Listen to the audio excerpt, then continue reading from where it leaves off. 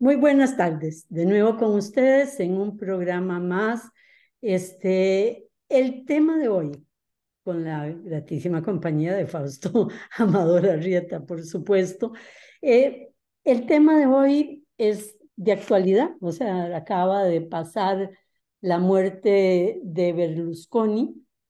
No sé por qué Fausto amanecí hoy con aquella imagen de la película, este, no me acuerdo si era el Gato Pardo cuál, que un niño, un joven corría por una planicie, subía una montaña y gritaba, ¡ha muerto Verdi!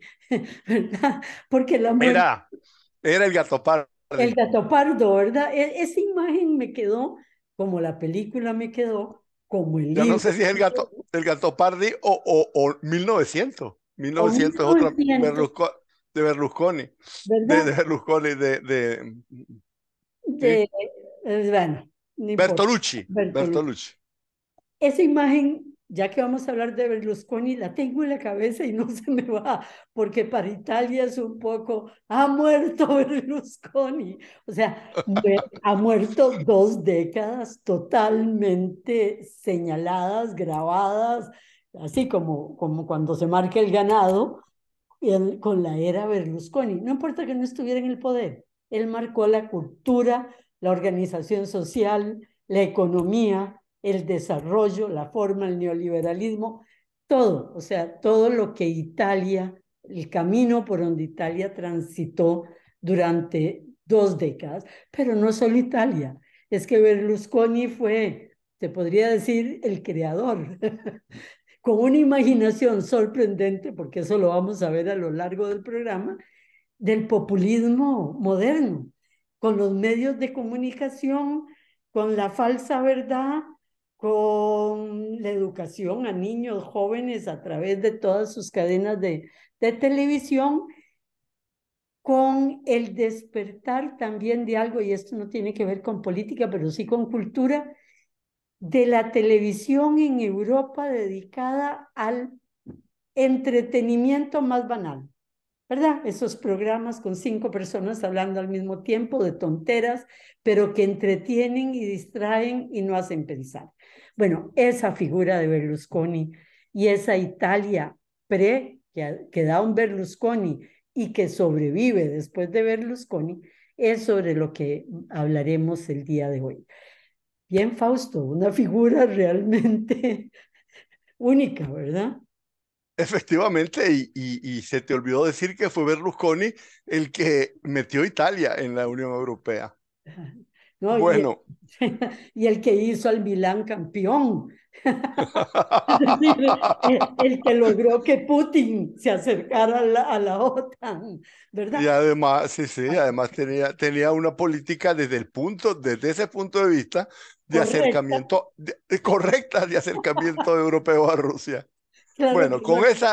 con todas esas contradicciones y acompañado de su linda esposa, 53 años menor que él, La a los última. 80, la La última, última. a los 86 años acaba de morir Silvio Berlusconi. Su figura marcó durante más de 20 años la política italiana. Fue 3 veces ministro y es el gobernante que más tiempo ha estado en el cargo en la Italia republicana, en medio de la inveterada inestabilidad política propia de ese país, ya que en 80 años ha tenido 70 gobiernos y los gobiernos han durado una media de solo 401 días. Berlusconi en total, en 3 administraciones, gobernó 11 años. Y su tiempo como gobernante de la Italia unida es superada solamente por Goliti, el fundador del centrismo político, y por Mussolini, el duce, inspirador del ascenso del fascismo. O, o Italia que nos regala el fascismo al resto de la Europa y al mundo y nos regala el populismo con los medios de comunicación al resto del mundo también. O sea, Y marca. antes nos, ha- y antes nos había regalado otras cosas que vamos a ver ahora. Pero bueno, la pregunta que nos habíamos planteado era si debíamos o no dedicar una hora de reflexión a este tipo. Y decidimos que sí, Berlusconi, conocido por escándalos sexuales, procesos judiciales, condenas por evasión fiscal, corrupción de menores, pro, procesos, Payasadas, payasadas procesos, de emocionalidad. payasadas, por supuesto, procesos interrumpidos por prescripción, prescripción que él mismo se había fabricado con leyes que aceleraban la llegada de la prescripción para que sus propios delitos no fueran juzgados. En alguna ocasión la prescripción caía casi a punto de ser sentenciado. Bueno, su mayor legado político, del que él mismo se congratulaba, fue haber restaurado legitimidad política al fascismo en la política italiana y en la política europea. Bueno, eso merece una reflexión. En sí misma esas características hacen de Berlusconi una figura deleznable y no ameritarían que nos detuviéramos a pensar mucho, pero Berlusconi precede, representa y es producto de una crisis de representación política que se ha hecho universal. Y algo También, interesante también en Berlusconi, a pesar de haberse servido con la cuchara grande del Estado, de la institucionalidad, manipulado lo que sea, nunca buscó destruir la institucionalidad italiana política, la básica, ¿verdad? Un elemento distinto a los populistas nuestros de ahora. eh, sí, es posible. Todo con las tintas de decir que lleva esto que acabo de decir, pero lo hizo. También fue una figura que transformó el carácter de las formaciones políticas, la forma de hacer campañas electorales, la forma y de utilizar la televisión y sus tácticas para mantener influencia política permanente, a pesar de los escándalos. Promovió el ascenso de la extrema derecha fascista, lo decía, en la política italiana, y su participación, su voto fue decisivo para que llegara al poder Giorgia Meloni, con el primer gobierno expresamente fascista en Europa. Berlusconi es además el primer gran exponente del poder mediático marcando la narrativa política. Adicionalmente, marca la fuerza del poder financiero dentro del control político democrático que normalmente ahí está, pero no se ve y Berlusconi lo restregó en la cara. Si esos fueran temas circunscritos a la política italiana, la reflexión no tendría mayor interés. Hasta ahí Pero llegamos.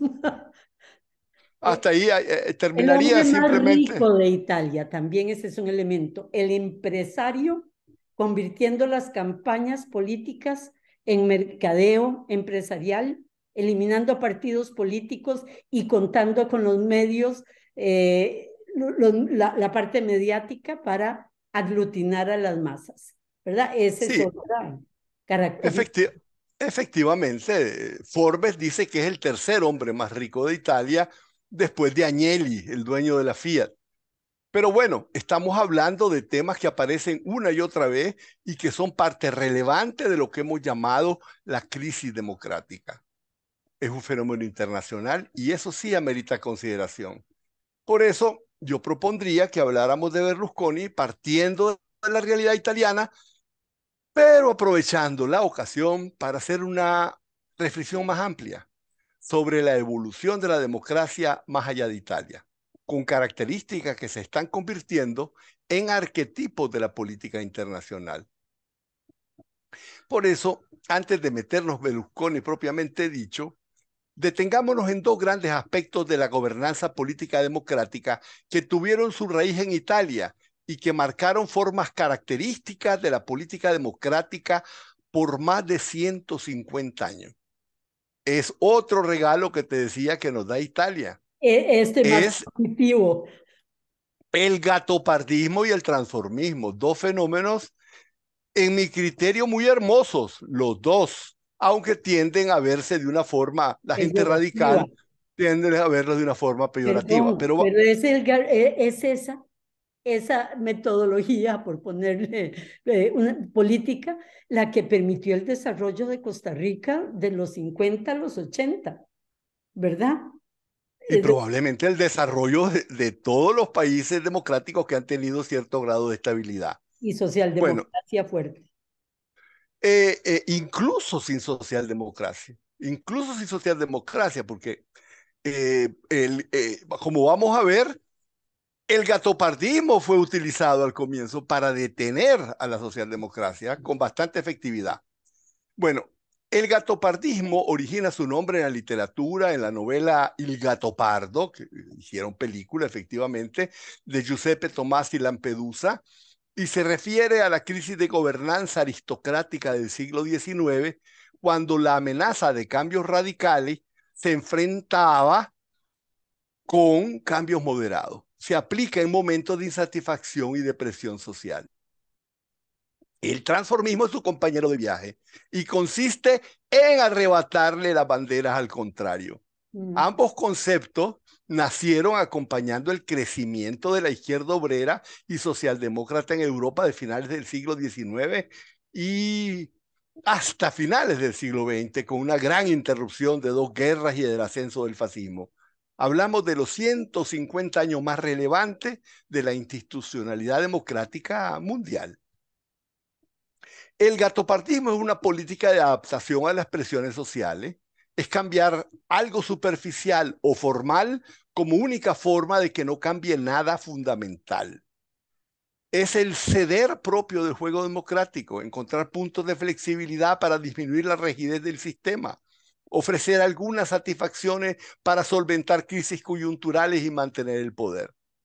El transformismo es algo un poquito más profundo y definió lo que comenzó a llamarse política propiamente de centro y nació con un gran presidente italiano, el segundo que ha gobernado más tiempo Italia, que es Giovanni Giolitti, probablemente el más grande político italiano antes de Mussolini, y son movimientos fuertes hacia la izquierda o hacia la derecha para conservar no el poder, sino la estabilidad. Es la política del centro. Los principios del transformismo se mueven a la izquierda y al lado derecha de acuerdo a la correlación de fuerzas. Giolitti, que gobernaba Italia desde comienzos de comienzos de siglo hasta comienzos de la Primera Guerra Mundial, era un liberal conservador y tenía enfrente el ascenso obrero y el crecimiento en todos los demás países, Alemania, Francia, de la socialdemocracia. Y él logró frenar la socialdemocracia asumiendo sus políticas.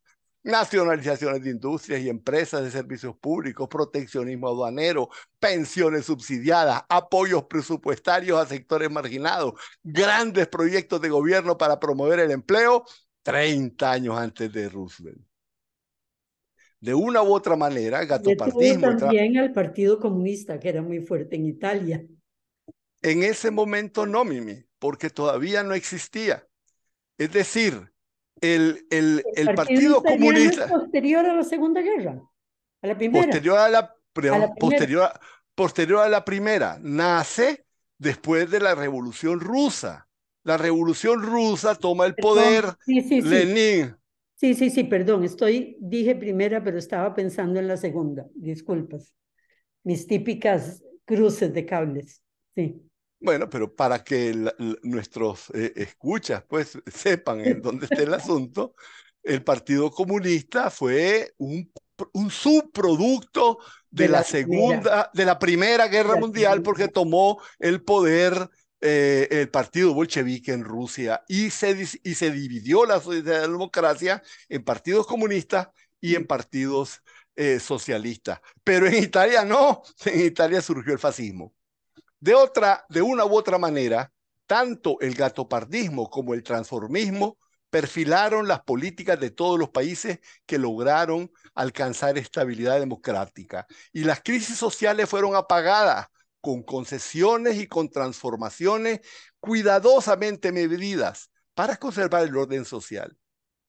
De hecho, el mismo Gramsci afirmó que el transformismo de Giolitti había sido la forma de alcanzar un bloque histórico entre el capital y el trabajo y que conservó un poder estable en Italia antes del ascenso del fascismo. ¿Cómo nos relaciona eso con Mussolini? con Berlusconi, que se me saltó el cerebro. Gracias que te Eh, pase, porque me siento un poquitito acompañada. En tu caso es un pequeño error, en el mío la dislexia típica. bueno, Berlusconi representa precisamente el final de una era de reformas sociales y el inicio de una de confrontaciones abiertas que es posible que nos terminen no sé dónde. No vamos a especular.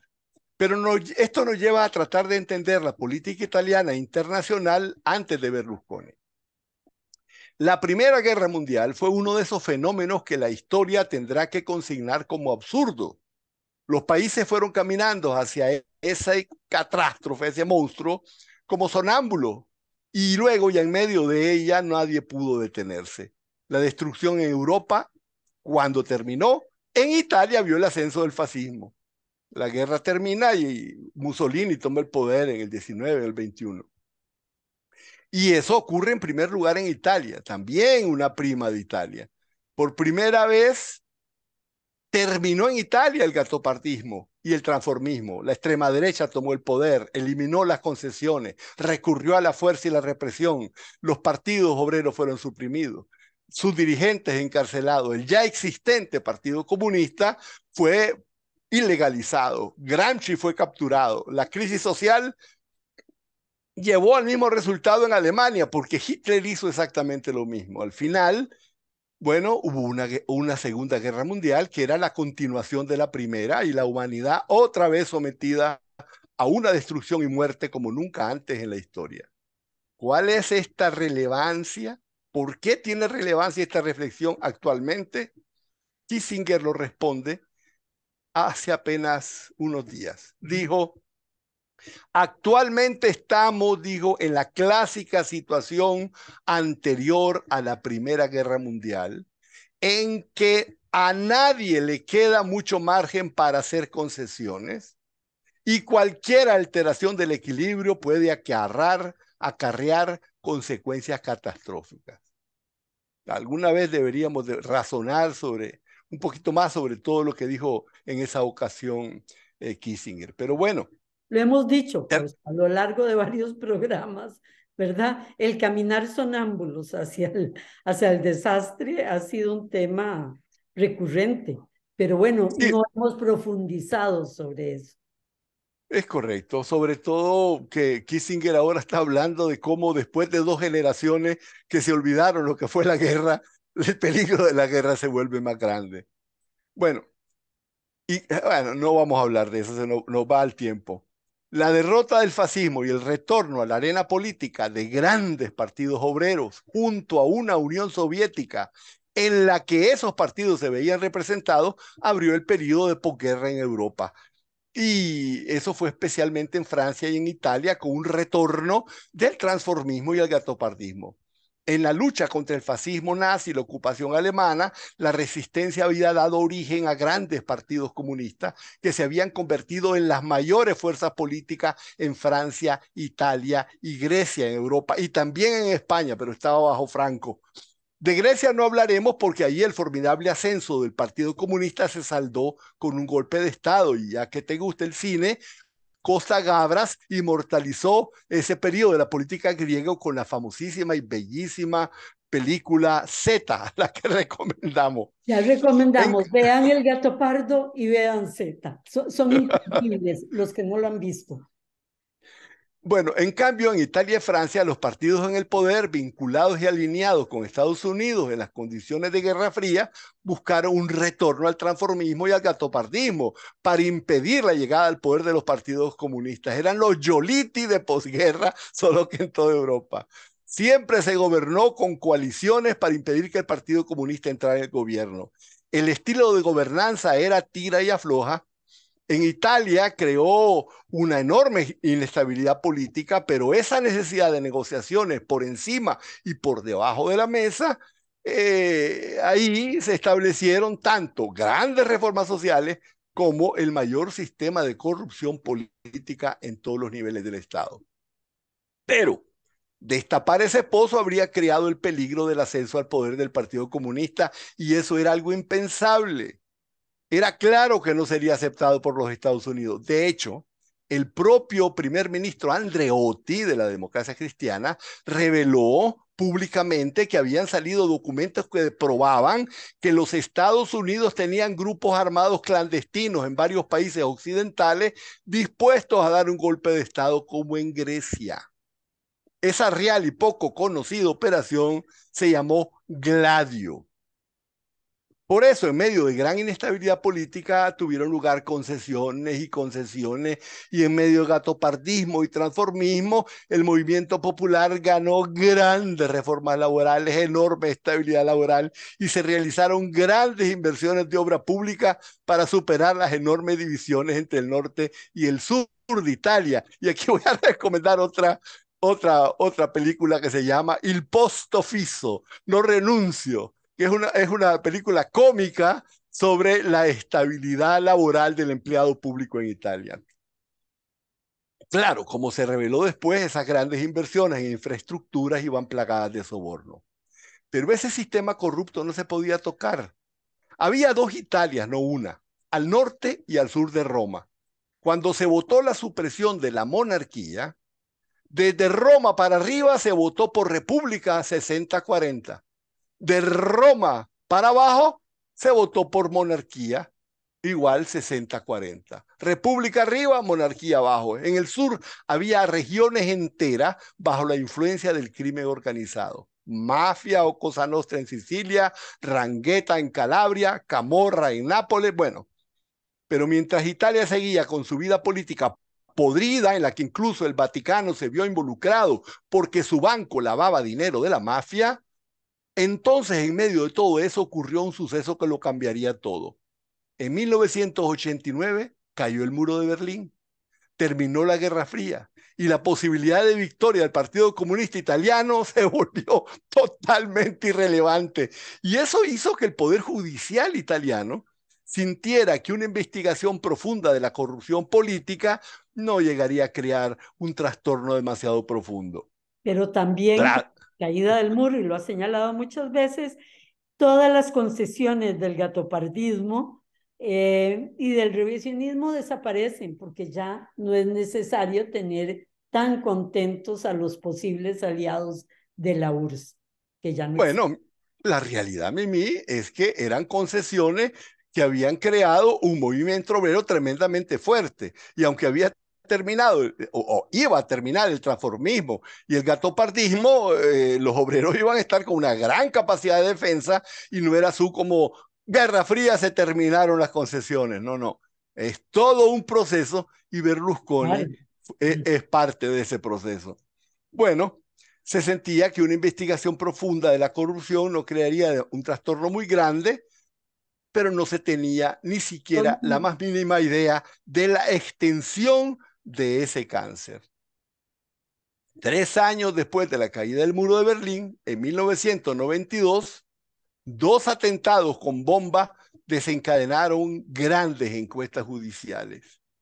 Los principales magistrados de la lucha contra la mafia siciliana, los jueces Giovanni Falcone y Paolo Borsellino, fueron asesinados en Palermo junto a toda su escolta. Falcone viajaba en auto junto con su esposa. Fue una cosa dolorosísima. Creo que nos queda un minuto, Ajá. pero la opinión pública sintió que esas órdenes venían de muy alto y la Fiscalía de Milán, bajo la dirección de Antonio Di Pietro, un extraordinario personaje que él mismo fue tremendamente perseguido y que acostumbraba a llamársele el incorruptible, inició una investigación que se recuerda como, la prensa le dio ese nombre, Mani Pulite, mano limpia. Y en el norte, bueno, tal Que vez. quedemos en mano limpia porque es un término muy lindo y va a definir mucho de lo que viene después. Regresamos con ustedes en unos minutos. De vuelta con ustedes. En el corte, Fausto estaba hablando de las manos limpias, ese proceso en Italia que va a cambiar Italia, que es un terremoto político, un terremoto judicial a la cabeza Antonio Di Pietro, con un equipo maravilloso de gente valiente y enfrentada a todo, y llevan adelante lo que se llamó el Tangetópolis. Tange, Tangentópolis. sí, la Tangentópolis. Tangentópolis, ok. Es la ciudad de las coimas, la ciudad de las, ¿verdad? Eh, y con ese Tangentópolis es que se inicia el terremoto, cambia Italia y aparece Berlusconi con más fuerza. Es decir, esa es la Italia de los últimos 40 años. Bueno, la realidad es que cuando la Fiscalía de Milán inició, bajo la dirección de Antonio Di Pietro, la investigación sobre la corrupción, casi de una forma accidental, en el norte de Italia fueron descubriendo el mecanismo, y aquí me refiero de nuevo a una serie de Netflix que recomiendo que vean porque es exactamente lo mismo, solo que en Brasil. El mecanismo de la corrupción en obras públicas. Y Eh, bueno, la obra captura del Netflix de Brasil se llama el mecanismo. El Mecanismo y es una maravillosa serie, realmente. Sí. Bueno, y fueron capturando políticos, y unos políticos delataban a otros y otros delataban a otros, de una ciudad se pasaba a otra, y la investigación sacó a luz un sistema nacional donde los sobornos y las comisiones ilegales era el código tácito que dominaba las relaciones entre la política y los negocios, y que convertían el sistema de sobornos gigantescos la única forma de realización de obra pública a nivel nacional o municipal.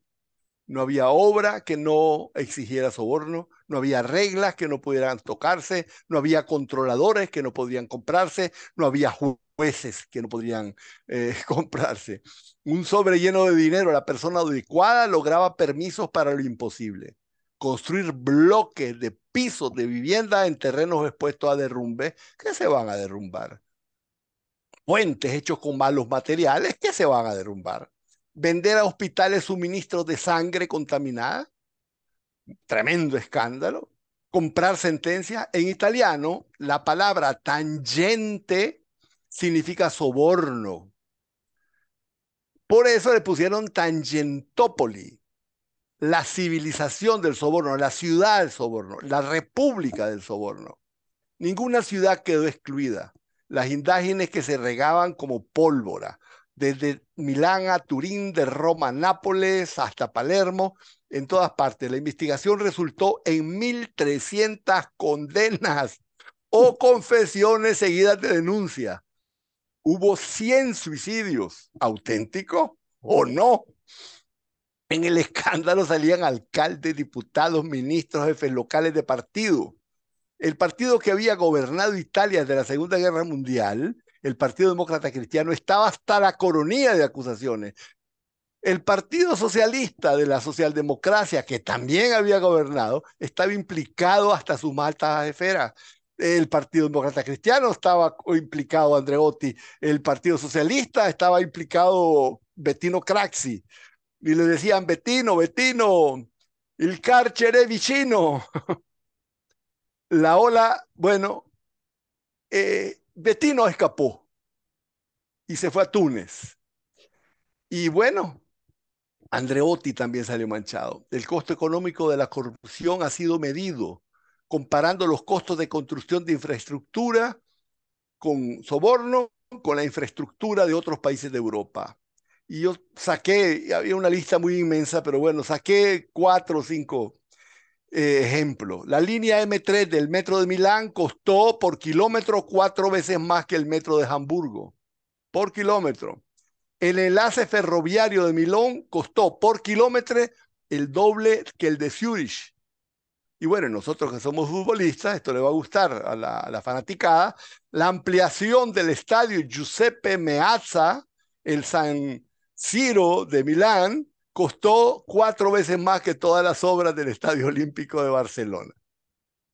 El choque mediático y el clima de indignación pública de semejante cosa provocaron un cambio total en el sistema de partidos. Estalló un periodo de profunda decepción democrática, alta abstención y baja representatividad política. Los partidos históricos de la Primera República Italiana, Democracia Cristiana y Partido Socialista se disolvieron y al Parlamento llegaron nuevos micropartidos. 2 años después del estallido continuado y permanente del escándalo, Italia se encontró en una encrucijada política. Llegaban las elecciones generales de 1994. Los partidos tradicionales estaban disueltos, sus principales dirigentes indiciados en procesos de corrupción o en la cárcel. Bueno, y el Partido Comunista había salido limpio del terremoto de Tangentopoli, pero para ese partido había ocurrido otra tormenta, la caída del muro de Berlín y la disolución de la Unión Soviética. La Guerra Fría había terminado, pero ellos no se podían beneficiar de las nuevas condiciones políticas. Y aunque muy exitosos en Italia, eran perdedores desde el punto de vista geopolítico. Achille Oqueto, un secretario general realmente penoso, se declaró socialdemócrata apenas 3 días después de la caída del muro de Berlín. Apenas 3 días después. Y pensando ganar espacios dejados vacíos por el desaparecido Partido Dio los Socialista, propios. se movió hacia la derecha, abjuró del nombre comunista. El partido se dividió, miles de militantes y votantes se decepcionaron y dividido y con un nuevo nombre que no tuvo nada que ofrecer y no pudo enfrentar la nueva fuerza que había resultado de la lucha contra la corrupción. Forza Italia. Forza Italia. Oqueto se enfrentó con timidez a un coloso que era o estaba totalmente seguro de sí mismo. El magnate de los medios de comunicación se había convertido para salvarse de una investigación que tenía encima, se había metido en la política.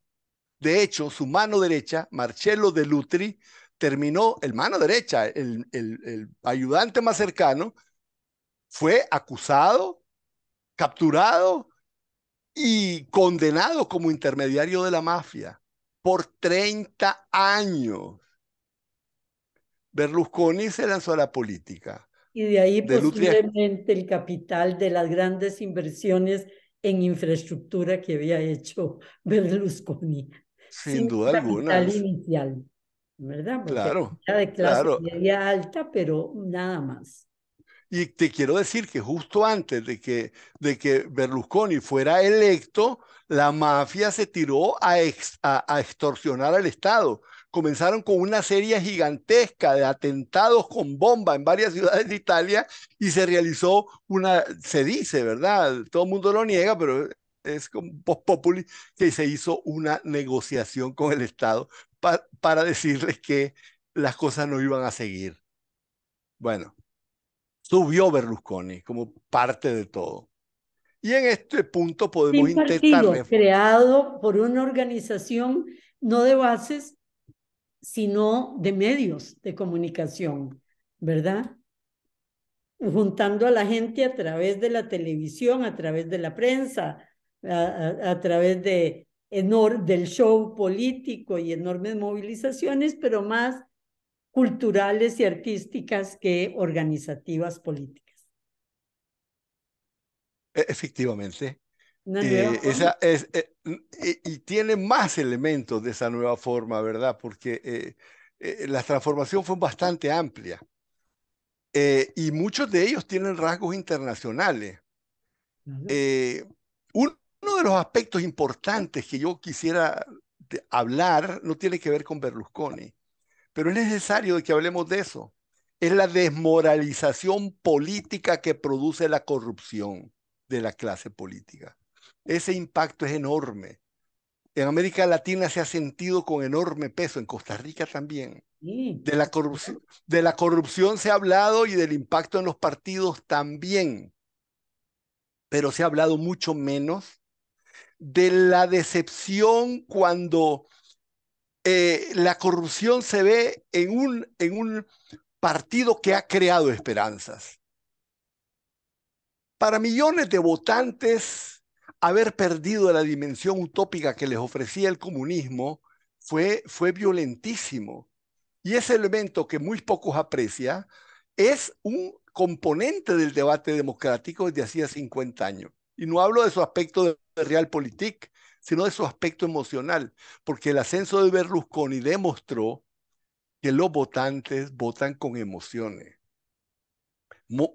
Berlusconi se montó ahí sobre la depresión, sobre la depresión emocional del electorado de izquierda. Sobre el fin de las ideologías, puedo ponerlo todo en comillas, pero el fin de las revoluciones, la no credibilidad y una presentación de él del hedonismo, ¿verdad? Y del placer y del consumismo como salida. Y ya yo no les ofrezco llenarles a ustedes las necesidades, yo les ofrezco a ustedes el lujo, la diversión, ¿verdad? El sexo. El sexo, ¿verdad? Aunque fuera con prostitución incluido, pero el sexo, ¿verdad? Eso es lo que ofreció y eso es sobre el desarrollo exponencial del consumismo, que lo es todo y es el nuevo Dios que va a desarrollar a Italia. Así es así. Y luego, si nosotros vemos que cómo se montó sobre la depresión del electorado de izquierda, tenemos que, eh, tenemos que verlo entre el norte y el sur de Italia. La fortaleza de la izquierda estaba en el norte, el sector industrial, ahí los sindicatos y el Partido Comunista eran más fuertes. Ahí creció Berlusconi. Ahora es el espacio donde, habiendo perdido esperanzas de la ética social, se han dejado seducir por el racismo y la xenofobia. Igual ocurrió en Francia en las zonas obreras y está ocurriendo en Alemania, y aquí tengo que decirlo, por primera vez en la historia, Mimi, yo te mandé ayer una fotito, la simpatía por Alternative für Deutschland, partido poderoso de la extrema derecha en la Alemania del Este, ha alcanzado en intención de votos a la socialdemocracia. Poco a poco los electorados se han ido desmoralizando de la izquierda, pero también de la derecha tradicional, de la derecha centrista, y los extremos tienen un empuje permanente, lo que da como resultado una tremenda polarización. Y aquí viene un aspecto muy controversial. Berlusconi logró que se le perdiera el miedo a la extrema derecha. Meloni aparece como una más dentro del concierto político italiano. A ese punto han llegado a perderse los perfiles distintivos de las corrientes políticas. Meloni, fascista, igual. Otro aspecto tiene que ver con la explotación de precisamente los grandes contrastes sociales que existían opuestos al establishment.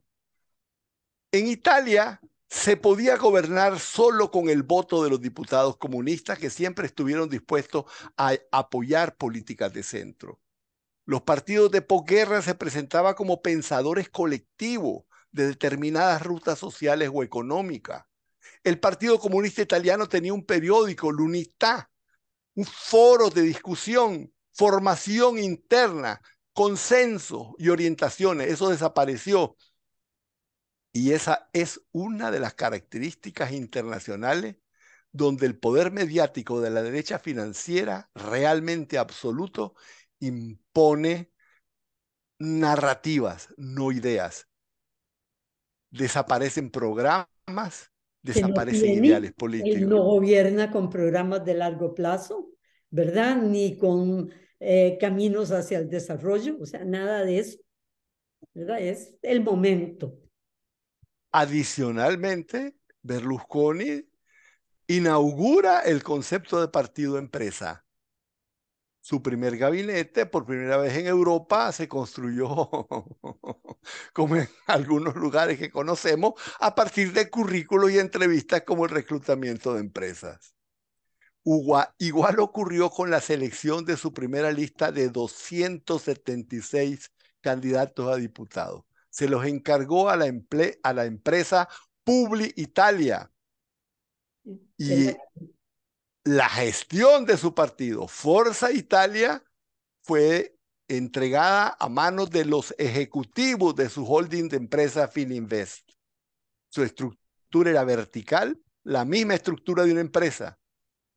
Sin embargo, la eficiencia administrativa de esta forma de escoger ministros y diputados en lugar de mostrar mayor competencia se degradó porque no pudo adaptar sus lógicas empresariales al juego legislativo democrático. Y ahí nos enseñó una lección que en algunos lugares del mundo pareciera que todavía no se han Como aprendido. aquí, que no se ha aprendido esa lección que él aprendió, ¿verdad? Porque paralizó casi la función del Estado, delegitimó la democracia todo el tiempo, también eso se estamos viendo ahora, y además conectó la extrema derecha con el pueblo a través de la alegría, de la simpatía, del lenguaje soez, de la energía, de la seguridad de que maneja poder. No suena eso conocido, ¿verdad?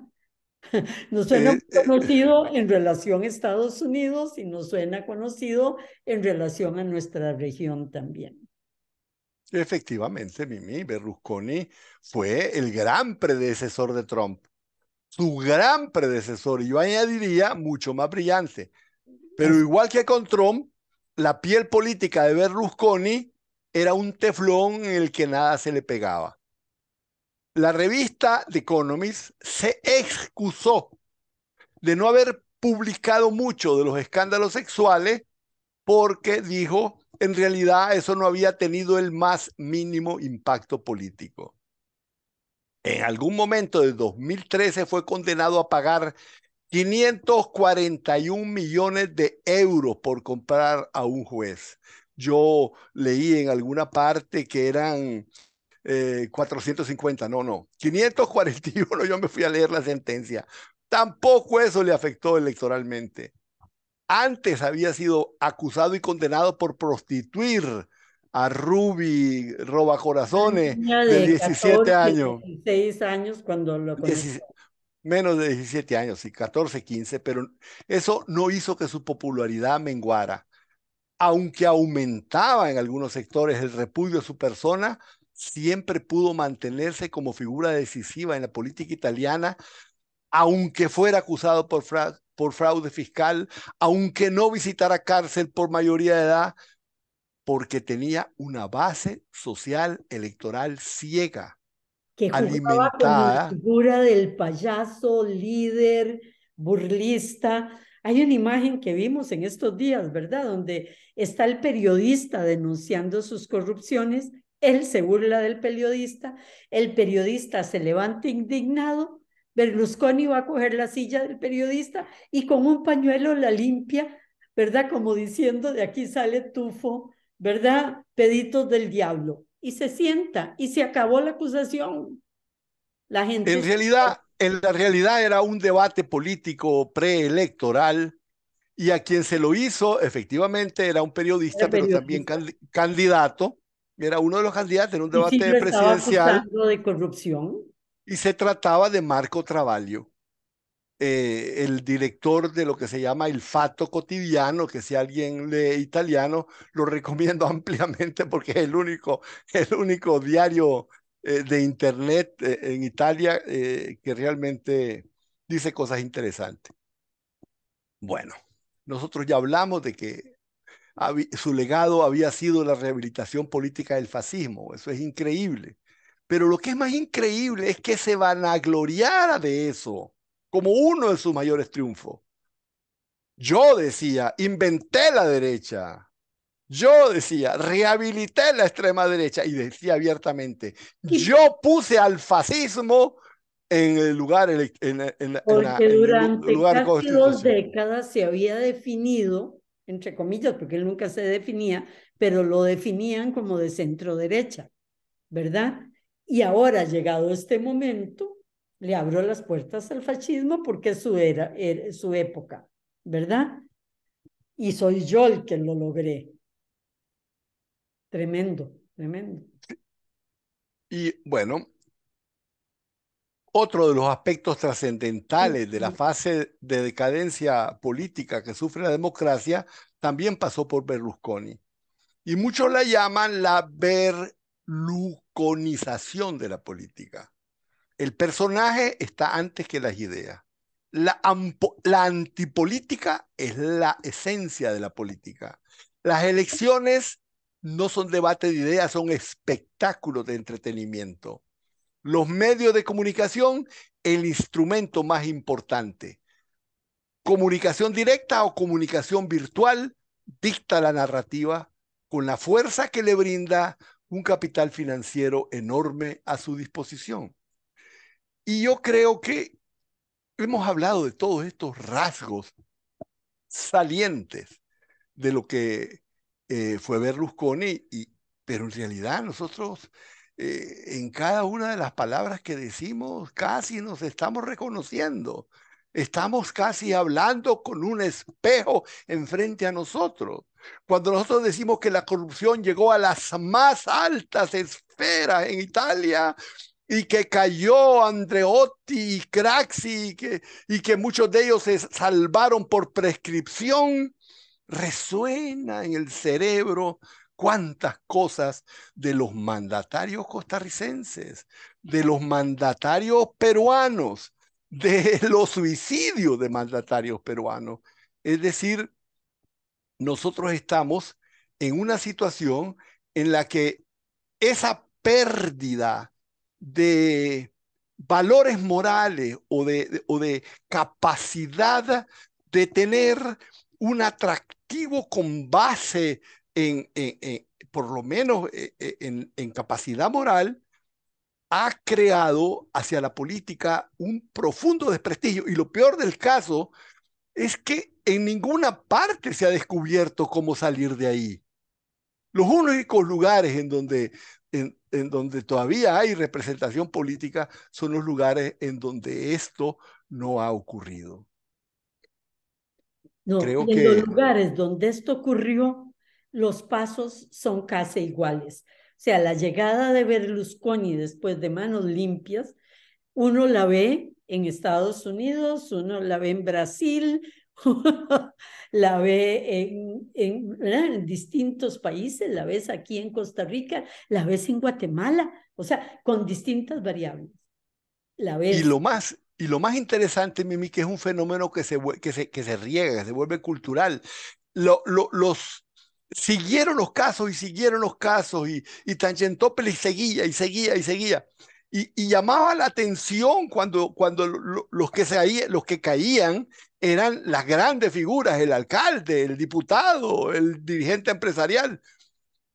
Pero cuando comenzaron a caer en esa red de corrupción, figuras menores, figuras cotidianas, el vecino de la esquina, ya perdió todo interés la lucha contra la corrupción, porque terminó dándose cuenta que la corrupción en las alturas permea a toda la sociedad. Y entonces el- a quien comenzaron a perseguir fue a Di Pietro. Comenzaron a inventarle casos. El hombre tuvo que defenderse casi durante 15 años. Mimi. Lo acaban de absolver apenas hace unos meses de la última acusación. Y eso es lo Que que pasa. nunca lo pudieron Yo comprar. te digo, no, A no, no, nunca lo Pietro pudieron comprar, nunca ni lo le pudieron pudieron, comprar. y en honor del sistema judicial italiano, eh, fue absuelto de todo. Pero bueno, le tocó pagar lo que dice el dicho norteamericano: no hay buena obra que no sea debidamente castigada. Perdón, pero no lo había oído y es brillante. Es brillante. Llegamos, estamos en tiempo, Fausto, según yo. 20 segundos. Muy bien. Un hermoso programa sobre Italia, pero que nos refleja a todos los que estamos en problemas con la democracia y los partidos políticos en el mundo, no solo en América, en nuestro continente. Muchas gracias, Fausto, muy rico. Y a todos ustedes, muy buenas tardes y nos vemos en la próxima. Muy buenas tardes, Mimi. Que estés bien.